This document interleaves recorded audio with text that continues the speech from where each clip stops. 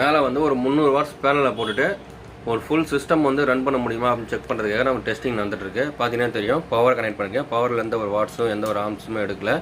இப்போ பார்த்தீங்கன்னா தெரியும் இதிலேருந்து சார்ஜிங் பேட்டரிக்கு ஆகிட்டு பேட்டரியிலேருந்து பார்த்தீங்கன்னா யூபிஎஸ்க்கு போகுது. ஸோ இப்போ வந்து சார்ஜிங் மாதிரி இப்போ கரண்ட்டை வந்து ஆன் பண்ணியிருக்கு, பவர் ஆன் பண்ணியிருக்கு. ஏன்னா பேட்டரி லோ ஆகிடுச்சுட்டு இப்போ பாருங்கள் பவர் கட் பண்ணிட்டு யூபிஎஸ் மட்டும் சேஞ்ச் ஆகிடுச்சு.